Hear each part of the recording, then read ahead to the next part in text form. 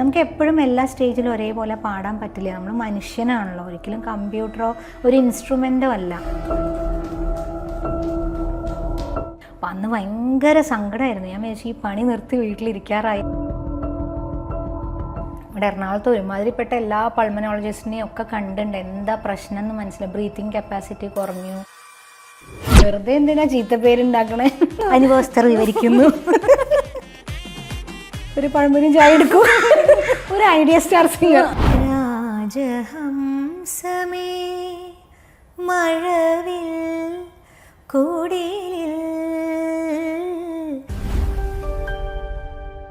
വീട്ടിലും ഇതേമാതിരി എപ്പോഴും ചിരിച്ചോണ്ടാണ് വെള്ളേ വീട്ടിൽ.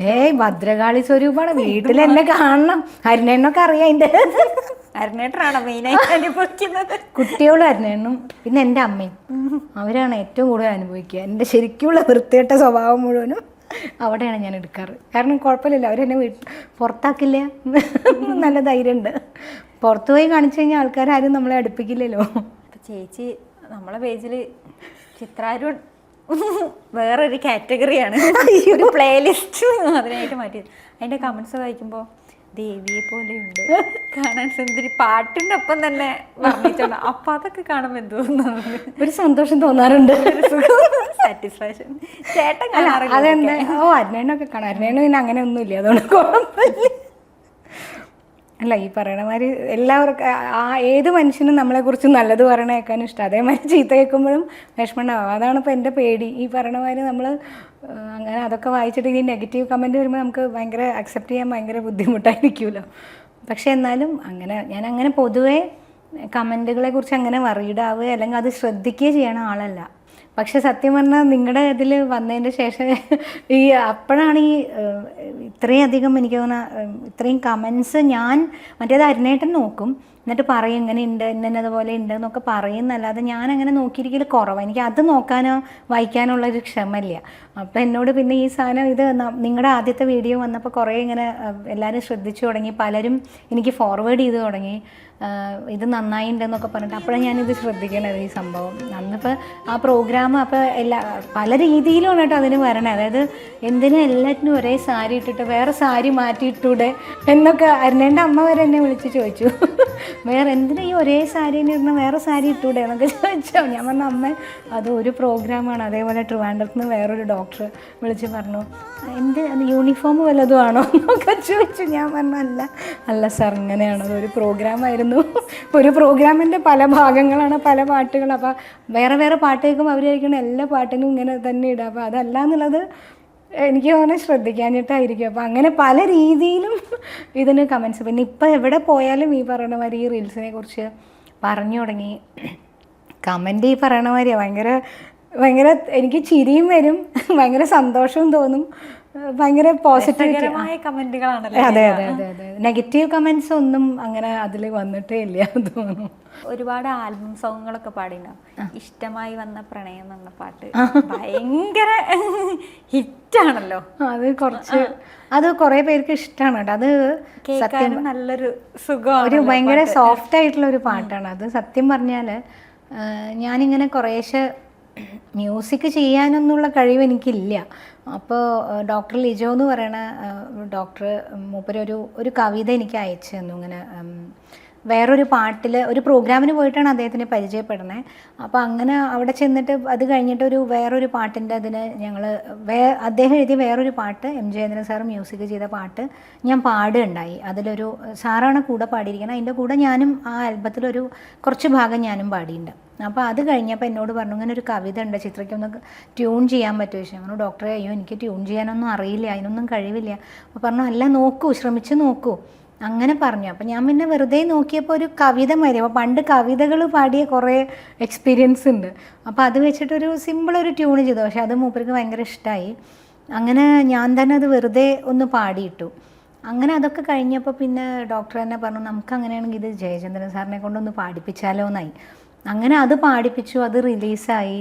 അതൊക്കെ എൻ്റെ ജീവിതത്തിലെ ഭയങ്കര ഭയങ്കര ഭാഗ്യങ്ങളായിട്ടുള്ള കാര്യങ്ങളാണ് കേട്ടോ. കാരണം അങ്ങനെയൊന്നും ഒരിക്കലും വിചാരിച്ചിട്ടില്ല. അപ്പോൾ അങ്ങനെ ചെയ്ത് അത് കുറേ പേർക്ക് ഇഷ്ടമായി തുടങ്ങി. അവളെന്ന് പറഞ്ഞിട്ട് പല നാളായി തേടുന്ന മിഴിയാണവൾ, ആ നാളിൽ ഞാൻ കണ്ട നിറമാണവൾ എന്നും പറഞ്ഞിട്ട് എല്ലാത്തിൻ്റെയും അവസാനം അവൾ, അതായത് അവളെക്കുറിച്ച് വർണ്ണിക്കണതായിട്ടാണ് ആ കവിത മുഴുവനും. അപ്പം അങ്ങനെ അത് ചെയ്ത് അത് ഭയങ്കര ഇഷ്ടമായിട്ട് ഞങ്ങളുടെ നാട്ടുകാരനായിട്ടുള്ള മനോജ് എന്ന് പറയുന്ന മനോജേട്ടൻ എന്നോട് ഇതുമാതിരി കൊറോണ കാലം അപ്പം അന്ന് നമുക്കങ്ങനെ വലിയ തിരക്കുകൾ, പ്രോഗ്രാമിൻ്റെ തിരക്കൊന്നുമില്ല, കാരണം പ്രോഗ്രാംസ് ഒന്നും നടക്കണില്ല, അപ്പോൾ റെക്കോർഡിങ്സ് മാത്രമേ ഉള്ളൂ. അപ്പോൾ മനോജേട്ടൻ ഇങ്ങനെ വിളിച്ചിട്ട് ചിത്ര ഞാനൊരു കവിത എഴുതിയിട്ടുണ്ട്, അപ്പോൾ അതൊന്ന് ട്യൂൺ ചെയ്യാൻ പറ്റുമോ എന്ന് ചോദിച്ചു എന്നോട്. അപ്പോൾ ഞാൻ പറഞ്ഞു മനോജേട്ടാ എനിക്ക് അറിയണ പണിയല്ല, അതങ്ങനെ ചെയ്തു എന്നേ ഉള്ളൂ. അപ്പോൾ എന്നോട് പറഞ്ഞു നോക്കൂ എന്തെങ്കിലും തോന്നുകയാണെങ്കിൽ നമുക്ക് ചെയ്യാം. അങ്ങനെ പിന്നെ ഇത് അയച്ചു തന്നപ്പോൾ ഈ വരികൾ ഇങ്ങനെ വന്നിട്ട് എനിക്കിങ്ങനെ കണ്ടപ്പോൾ എന്നോട് പറഞ്ഞു ഇങ്ങനെ ഒരു മഴയുടെ പോലെ, ഒരു ചാറ്റൽ മഴ പെയ്യണ പോലെ ഇരിക്കണം ആ പാട്ട്, അതിലും അങ്ങനെ ആ വരി വരുന്നുണ്ട്. അപ്പോൾ അങ്ങനെ ഒരു ഫീലാണ്. അപ്പോൾ നമ്മളൊരു തറവാട്ടിലിരിക്കുക, അപ്പോൾ ഒരു ഓടിട്ട വീട്ടിലാണെങ്കിൽ ഇങ്ങനെ ആ വെള്ളം വീഴുന്നതിനൊരു പാറ്റേൺ ഉണ്ട്, രണ്ടിങ്ങനെ ഈ ഓടിൻ്റെ ആ കുഴിയുടെ ഇടയിൽ കൂടെയാണ് വെള്ളം വീഴുക. അപ്പോൾ അതിങ്ങനെ ഒരു വലിയ മഴ കഴിഞ്ഞിട്ട് ആ വെള്ളം ഇങ്ങനെ വന്ന് വീഴുന്നതിനൊരിതുണ്ട്. അപ്പോൾ അങ്ങനെ അതാണ് മൂപ്പരുടെ വിഷ്വൽ എന്നൊക്കെ എന്നോട് പറയുണ്ടായി. അപ്പോൾ അങ്ങനെ ആ ഇത് വെച്ചിട്ട് ചെയ്ത് നോക്കൂ പറഞ്ഞു. ഞാനും വിചാരിച്ചതല്ല, പക്ഷെ അതെങ്ങനെയോ കറങ്ങി തിരിഞ്ഞ് അങ്ങനെ വന്നു. അങ്ങനെ ആ പാട്ട് പിന്നെ അപ്പോൾ മനോജേട്ടൻ പറഞ്ഞു അത് ചെയ്ത് പാടി കൊടുത്തപ്പോൾ മൂപ്പർക്ക് ഭയങ്കര ഇഷ്ടമായി. അപ്പോൾ പറഞ്ഞു നമുക്കിത് ചെയ്യാം. അങ്ങനെ പിന്നെ അത് ഓർക്കസ്ട്രേഷനൊക്കെ ചെയ്ത് ആ പാട്ട് എല്ലാം കഴിഞ്ഞപ്പോൾ ഭയങ്കര ഒരു ഇന്നസെൻസ് ഉള്ളൊരു പാട്ടായിട്ട് എനിക്കും ഇപ്പം നാളെ ചെന്നൈയിലൊരു പ്രോഗ്രാമിന് പോയപ്പോഴും ഈ പാട്ടിൻ്റെ കടുത്ത ആരാധികമാർ വന്ന് പറയുകയുണ്ടായി ഇങ്ങനെ, അയ്യോ ആ പാട്ട് എന്നും കേൾക്കും. അപ്പോൾ അതെനിക്ക് ഭയങ്കര അത്ഭുതമായി തോന്നിയിട്ടോ. ആ പാട്ട് സ്ഥിരമായി കേൾക്കുന്ന ആളുകളുണ്ടെന്ന് പറഞ്ഞപ്പോൾ എനിക്ക് ഭയങ്കര സന്തോഷമായി. അത് എനിക്ക് മനോജേട്ടനൊക്കെ കിട്ടാവുന്ന ഏറ്റവും വലിയൊരു അംഗീകാരമായിരിക്കും അത്. ഞാനറിയാതെ ഞാൻ പറയാതെ എന്നിഷ്ടമായി വന്ന പ്രണയമേ, പുതുമഴ പൊഴിയും സ്വരമാണ്, നിന്നെ കാതോർത്തിരിക്കാൻ രസമാണ്, അതിലും സുഖമുള്ള സുഖമാണ്, ഞാനറിയാതെ ഞാൻ പറയാതെ എന്നിഷ്ടമായി വന്ന പ്രണയമേ. നല്ല രസമില്ലേ? നല്ല രസം. ഇഷ്ടമായി പാട്ട്. അതാ അതൊക്കെ ഉണ്ടാവും. ഇപ്പൊ കല്യാണം കഴിഞ്ഞല്ലേ ഉള്ളൂ, കുറച്ച് കഴിയുമ്പോൾ തിരിഞ്ഞോളും. അനുഭവമാണോ? അനുഭവസ്ഥർ വിവരിക്കുന്നു. ഈ സൗണ്ടിൽ എനിക്ക് അടിപൊളി പാട്ട് കേൾക്കണമെന്നുണ്ട്. അമ്മേ ട്രൈ ചെയ്യാലോ? വേണ്ട വേണ്ട വേണ്ട. അടിപൊളി പാട്ട് ഇതുവരെ ട്രൈ ചെയ്തില്ല? അല്ല ട്രൈ കേട്ടാ ചെയ്യും. അത് ഇപ്പൊ ഞാൻ ഇപ്പൊ ഇവിടെ ഒരു ഓഡിഷൻ നടന്നുകൊണ്ടിരിക്കുകയാണ്, ഒരു ഐഡിയ സ്റ്റാർ സിംഗർ. അതാ, അപ്പൊ ഒരു അടിപൊളി പാട്ട് പാടണം. അയ്യോ അടിപൊളി. വെറുതെ എന്തിനാ ചീത്ത പേരുണ്ടാക്കണേ? മലയാളവും ഡിവോഷണൽ പാട്ടുകളല്ലാണ്ട് വേറെ ലാംഗ്വേജിൽ പാടാറ് അതൊക്കെ ഉണ്ട്, ഹിന്ദിയും തമിഴും ഒക്കെ പാടാറുണ്ട്. നൈസായിട്ട് ഒരു അടിപൊളി പാട്ടിലോട്ട് ഈ റൗഡി ബേബിയൊക്കെ പാടിയിട്ടുണ്ട് സ്റ്റേജിൽ. പക്ഷേ മറ്റേ അതുമാതിരി ഏതായിരുന്നു നമ്മുടെ കൊക്കരക്കോ എന്നൊക്കെ പറയുന്ന പാട്ടുകളൊക്കെ അതൊക്കെ പാടിയിട്ടുണ്ട്. പക്ഷെ അതൊന്നും ലൈവ് ഞാൻ പാടി ഏൽക്കില്ല. എനിക്ക് മെലഡിയാണ് എനിക്ക് ഏറ്റവും കംഫർട്ടബിൾ ആയത് അതാണ്. പിന്നെ നമ്മൾ ചില വേദികളിലൊക്കെ പോകുമ്പോൾ വേറെ വഴി ഉണ്ടാവില്ല. അപ്പോൾ നാട്ടിലൊക്കെ വെച്ചാൽ മെലഡി പാടാൻ നമ്മളുണ്ടാവും, ഫാസ്റ്റ് നമ്പർ പാടാൻ നന്നായിട്ട് ഡാൻസ് പെർഫോം ചെയ്തിട്ട് പാടുന്ന സിംഗേഴ്സ് ഉണ്ടാവും. അപ്പോൾ നമുക്ക് അതിൻ്റെ ആവശ്യം വരുന്നില്ല. പക്ഷേ അബ്രോഡ് ഷോസൊക്കെ പോകുമ്പോൾ നമുക്ക് വേറെ വഴിയില്ല. കാരണം അവിടെ ചെല്ലുമ്പോൾ അവിടെ ചിലപ്പോൾ നമ്മൾ തന്നെ ഉണ്ടാവുള്ളൂ. അപ്പോൾ നമ്മളിത് പഠിക്കേണ്ടതായിട്ട് വരും. അപ്പം ഞാൻ അനങ്ങില്ല, പക്ഷെ പാട്ട് പാടും, അവിടെ തന്നെ നിൽക്കും, എന്നിട്ട് അടിപൊളി പാടും. ചിത്ര ചേച്ചിക്കൊപ്പം ഒരുപാട് വേദികളൊക്കെ കൂടെ പാടാനും പങ്കെടുക്കാനൊക്കെ ഒരുപാടല്ലെങ്കിലും ഉണ്ട്. ചിത്ര ചേച്ചിയുടെ ഒരു പാട്ട് പാടാൻ പറഞ്ഞാൽ ആദ്യം ഞാൻ പണ്ട് സ്ഥിരമായി പാടിയിരുന്നൊരു പാട്ടുണ്ട്, എനിക്ക് ഭയങ്കര ഇഷ്ടമുള്ള ആ പാട്ടിൻ്റെ 4 വരി പാടാം. മഞ്ഞൾ പ്രസാദവും നെറ്റിയിൽ ചാർത്തി, മഞ്ഞക്കുറി മുണ്ടും ചുറ്റി, ഇന്നിൻ്റെ മുറ്റത്ത് പൊന്നോണപ്പൂവേ നീ വന്നു ചിരി തൂകി നിന്നു, വന്നു ചിരി തൂകി നിന്നു.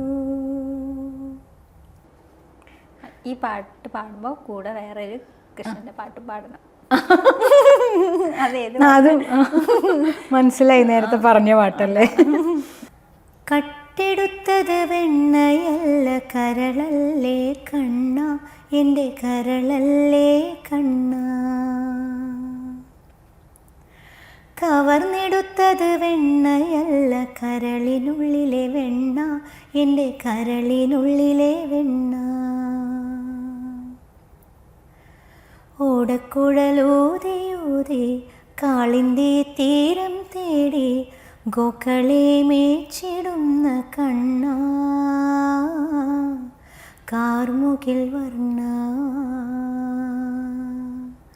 കട്ടെടുത്തത് വെണ്ണയല്ല കരളല്ലേ കണ്ണ, എൻ്റെ കരളല്ലേ കണ്ണ.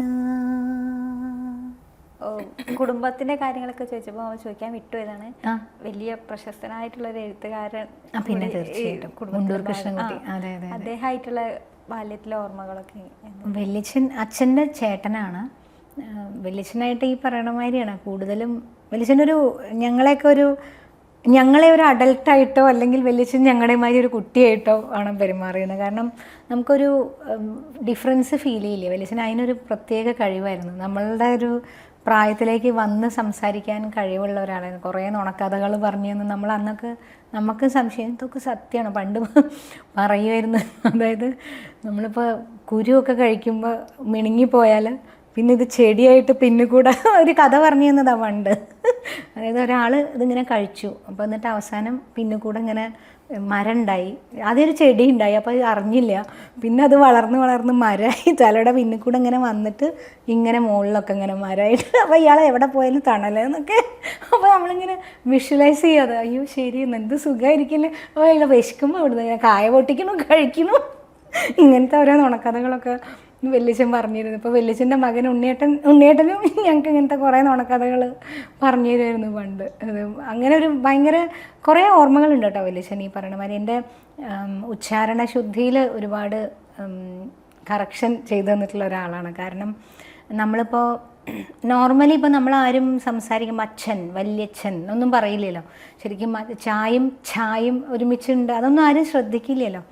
അപ്പോൾ അങ്ങനെയുള്ള കാര്യങ്ങളൊക്കെ പഠിപ്പിച്ചത് വല്യച്ഛനാണ്. അപ്പോൾ പഠിപ്പിച്ചത് ശരിക്കും മറ്റേ വട്ടത്തിലുള്ള ഠായാണ്. അപ്പോൾ അതിൻ്റെ ഉച്ചാരണം ഇങ്ങനെ നോർമലി ഇപ്പോൾ നമ്മൾ വർത്തമാനം പറയുമ്പോൾ ഒന്നും അത് ശ്രദ്ധിച്ചില്ലെങ്കിലും ഉള്ളിൻ്റെ ഉള്ളിൽ ഈ സാധനം ഉണ്ട്. നമ്മുടെ അപ്പിയറൻസ് ആണെങ്കിലും നമ്മുടെ ശബ്ദമാണെങ്കിലും ഇതൊക്കെ നമ്മുടെ പാരൻസ് ദൈവാധീനം തീർച്ചയായിട്ടും. അതോടൊപ്പം തന്നെ പണ്ട് ആലപ്പി രംഗനാഥൻ സാറിൻ്റെ കുറേ വർക്കുകൾ പാടിയിട്ടുണ്ട്. അപ്പോൾ സാറ് പോകുമ്പോൾ പറയും, വർക്കിന് പോകുമ്പോൾ റെക്കോർഡിങ്ങിന് പോകുമ്പോൾ സാറ് പറയാറുണ്ട്, നല്ലൊരു നാദം എന്ന് പറഞ്ഞു കഴിഞ്ഞാൽ 7 ജന്മത്തെ പുണ്യം കൊണ്ട് അങ്ങനെ ഗർഭത്തിൽ വരാൻ വേണ്ടി 7 ജന്മത്തിലെ പുണ്യം കൊണ്ടാണ് നല്ലൊരു നാദവുമായിട്ട് ഒരു ഗർഭം ചുമക്കണതും ഉണ്ടാവണതും എന്ന് സാറ് പറയണത് കേട്ടിട്ടുണ്ട്. അപ്പം ഞാൻ എപ്പോഴും ചിന്തിക്കാറുണ്ട്, അത് അവർ തന്നൊരു വരദാനമാണ്, അല്ലാതെ നമ്മുടെ ഒരു ദൈവത്തിൻ്റെ. തീർച്ചയായിട്ടും ഇത് പോവാനൊരു നിമിഷ നേരം മതി. എനിക്ക് സത്യം പറഞ്ഞാൽ ഞാൻ വേറെ എവിടെയും പറഞ്ഞിട്ടില്ല അത്. എനിക്ക് കൊറോണ കഴിഞ്ഞ് പിന്നെ എനിക്ക് പണ്ട് ഞാൻ പറഞ്ഞില്ലേ എനിക്ക് എപ്പോഴും ടോൺസിൽസ് വരുമായിരുന്നു. അതേപോലെ കൊറോണ കഴിഞ്ഞ് പിന്നെ എനിക്കൊരു 3-4 പ്രാവശ്യം കൊറോണ വന്നു.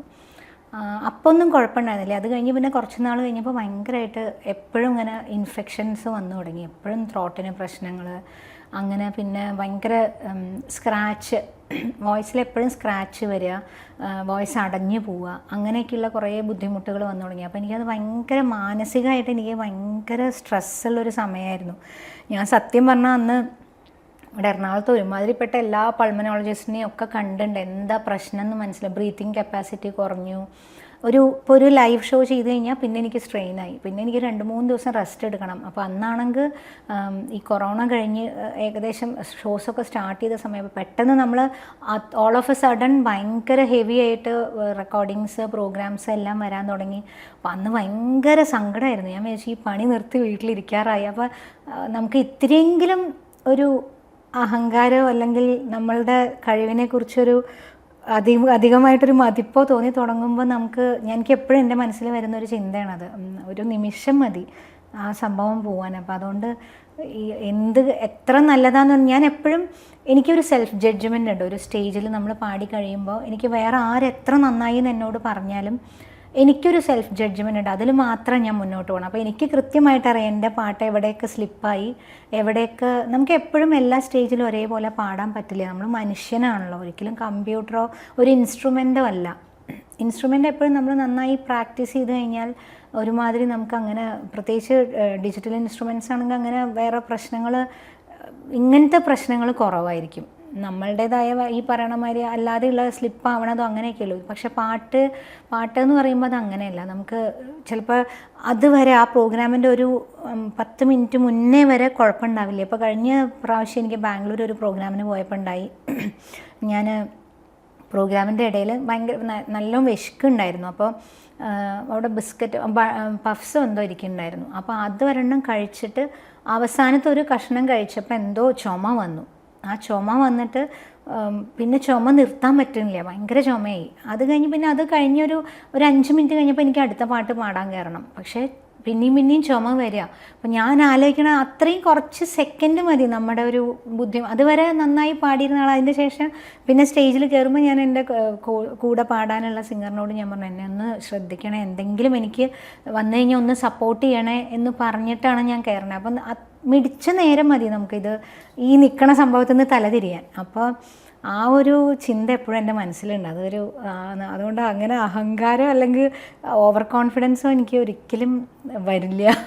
എനിക്കിത് ഇനി എന്താവും നമുക്കറിയില്ലല്ലോ, ശരിയാവുമോ എന്നൊന്നും അറിയില്ലല്ലോ. അപ്പോൾ അന്ന് കുറേ ഇപ്പോൾ ഏകദേശം ഒരു പ്രോഗ്രാം കഴിഞ്ഞ് കഴിഞ്ഞാൽ വോയിസ് റെസ്റ്റ് എടുക്കും, പിന്നെയും അപ്പോൾ ഓക്കെ ആവും, പിന്നെയും അടുത്ത ഷോ കഴിയുമ്പോൾ വീണ്ടും പഴയ പോലെ ആവും. അങ്ങനെ അതങ്ങനെ ഗ്രാജുവലി ഒരുപാട് സമയം എടുത്തു. ഒരു 2 കൊല്ലത്തോളം ഈ സാധനം ഇങ്ങനെ നിന്നു. പിന്നെ അതെങ്ങനെയോ അങ്ങനെ ഫെയ്ഡ് ഔട്ടായി പോയി. ഒരു കൊല്ലത്തിൽ ഞാൻ 9 കോഴ്സ് ആൻറ്റിബയോട്ടിക്കൊക്കെ എടുത്ത സമയമുണ്ട്. എല്ലാ മാസവും എന്ന് പറഞ്ഞ പോലെ ഇൻഫെക്ഷൻ വരും. എനിക്കാണെങ്കിൽ ഷുഗറും ഉണ്ട്. അപ്പോൾ എല്ലാ സാധനവും വന്ന് പിടിക്കുക. അപ്പോൾ പിന്നെ ഞാൻ തന്നെ മനസ്സുകൊണ്ടൊരു തീരുമാനം എടുത്തു, ഇനി ആൻറ്റിബയോട്ടിക്സ് ഇങ്ങനെ കഴിക്കില്ല, വന്നാലും മെല്ലെ മാറട്ടെ. പക്ഷെ എന്താ വെച്ചാൽ നമുക്ക് പ്രോഗ്രാംസ് വരുമ്പോൾ ഇത് എങ്ങനെയെങ്കിലും ഇത് കൺട്രോൾ ചെയ്യണ്ടേ പെട്ടെന്ന്. അങ്ങനെയൊക്കെ കുറേ ഇതുണ്ടായിരുന്നു. അപ്പോൾ ഈ പറയണ പോലെ ഇപ്പോൾ കമൻസ് കണ്ടാലും അങ്ങനെ ഞാൻ അതിൽ ഭയങ്കര മതിമറക്കൊന്നുമില്ല, ഒരു സന്തോഷം തോന്നും തീർച്ചയായിട്ടും. ഈ പറയണ മാതിരി അത് നമുക്ക് ഇപ്പോൾ കമൻസ് വായിച്ചാലും ഇല്ലെങ്കിലും, അല്ലെങ്കിൽ വേറൊരു വീഡിയോ കണ്ടു കഴിഞ്ഞാൽ നമ്മുടെ കുഴപ്പങ്ങളില്ലാതെ കാണുമ്പോൾ അതാണ് ഞാൻ പറയണത്. ഇപ്പോൾ എനിക്കൊരു സെൽഫ് ജഡ്ജ്മെൻ്റ് ഉണ്ട്. അതാണ് എൻ്റെ ഏറ്റവും വലിയ, ഞാൻ തന്നെയാണ് ഇപ്പോഴത്തെ എൻ്റെ ക്രിട്ടിക്ക് ശരിക്കും വേറൊരാളെക്കാളും എന്ന് ഞാൻ വിശ്വസിക്കുന്നു. ഇപ്പോൾ ചേച്ചിക്ക് ഇപ്പോൾ ഒരുപാട് വർഷമായല്ലോ ഈ ഫീൽഡിൽ പാടിക്കൊണ്ടിരിക്കണോ. ഏറ്റവും വലിയൊരു ആഗ്രഹം എന്താണ് ഏതൊരു പാട്ടുകാർക്കുള്ളതുപോലെ? അങ്ങനെ വലിയ ഭയങ്കര ആഗ്രഹങ്ങളൊന്നുമില്ല. ഇപ്പോൾ എന്താ വെച്ചാൽ എൻ്റെ ജീവിതത്തിൽ ഈ പറയണ മാതിരി ഇതൊക്കെ ഒട്ടും പ്രതീക്ഷിക്കാത്ത നേട്ടങ്ങളാണ് എന്നെ സംബന്ധിച്ച്. ഞാൻ ഒരു ഗാനമേളയ്ക്ക് പാടുന്നു വിചാരിച്ചിട്ടില്ല, ഒരു റെക്കോർഡിംഗ് സ്റ്റുഡിയോയിൽ കയറി പാടുന്നു വിചാരിച്ചിട്ടില്ല. അങ്ങനത്തെ ഒരാൾ ഇന്നിപ്പോൾ എന്താ പറയുക, എനിക്ക് തോന്നുന്നു അത്യാവശ്യം ഫീൽഡിൽ നല്ല അത്യാവശ്യം ഒരു മുൻനിരയിൽ നിൽക്കണ ഒരാൾ തന്നെയാണ്. എൻ്റെ ഒരേ ഏജിലുള്ള അല്ലെങ്കിൽ എൻ്റെ സമപ്രായക്കാരായ ഗായികമാരുടെ കൂട്ടത്തിൽ ഞാൻ അവരോടൊപ്പം തന്നെ പിടിച്ചു നിൽക്കണ ഒരു ആളാണ്. അപ്പോൾ എനിക്ക് നിറയെ റെക്കോർഡിങ്സ് ഉണ്ട്, പ്രോഗ്രാംസ് ഉണ്ട്. അപ്പോൾ അതൊക്കെ ഭയങ്കര ഒരു ഈശ്വരാധീനമായിട്ടാണ്. കാരണം അങ്ങനെ ഒരു മാർക്കറ്റിംഗ് ഒന്നും അങ്ങനെ വേറൊരു രീതിയിലൊന്നും അങ്ങനെയില്ല. അതൊരു അഹങ്കാരമായിട്ട് പറയല്ല കേട്ടോ.